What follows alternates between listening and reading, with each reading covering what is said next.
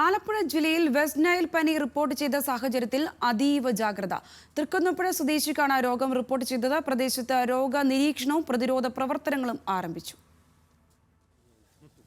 Culex കൊതുക് പരത്തുന്ന പകർച്ചവ്യാധിയാണ് west Nile. Japan ജ്വരത്തിന് സമാനമായ രോഗലക്ഷണങ്ങളാണെങ്കിലും ജപ്പാൻ ജ്വരത്തെ പോലെ രോഗം ഗുരുതരമാകാറില്ല. ശുദ്ധജലത്തിലും വെള്ളം കെട്ടിക്കിടക്കുന്നിടങ്ങളിലും ക്യൂലെക്സ് കൊതുക് മുട്ടയിട്ട് പെരുകും. ജപ്പാൻ ജ്വരം സാധാരണ 18 വയസ്സിന് താഴെയുള്ള കുട്ടികളെയാണ് ബാധിക്കുന്നതെങ്കിൽ വെസ്റ്റ് നൈൽ പനി മുതിർന്നവരിലാണ് കാണുന്നത്. രണ്ടും കൊതുക് വഴി പകരുന്ന രോഗമാണ്. വെസ്റ്റ് നൈൽ പനി പ്രതിരോധിക്കാൻ കൊതുക് നിവാരണവും ഉറവിട നശീകരണവും പ്രധാനമാണ്. ഇതിനായി ജില്ലാ ഭരണകൂടം നടപടികൾ ആരംഭിച്ചു. വീടും പരിസരവും വൃത്തിയായി സൂക്ഷിക്കണമെന്നും വെള്ളം കെട്ടിനിൽക്കുന്ന സാഹചര്യങ്ങൾ ഒഴിവാക്കണമെന്നും നിർദ്ദേശമുണ്ട്. ജില്ലയിൽ കഴിഞ്ഞ വർഷവും വെസ്റ്റ് നൈൽ കേസ് റിപ്പോർട്ട് ചെയ്തിരുന്നു. നിലവിലെ സാഹചര്യത്തിൽ ആശങ്കപ്പെടേണ്ട കാര്യമില്ലെന്നും പനിയോ മറ്റു രോഗലക്ഷണങ്ങളോ ഉണ്ടെങ്കിൽ ഉടൻ ചികിത്സ തേടണമെന്നും ആരോഗ്യവകുപ്പ് അറിയിച്ചു.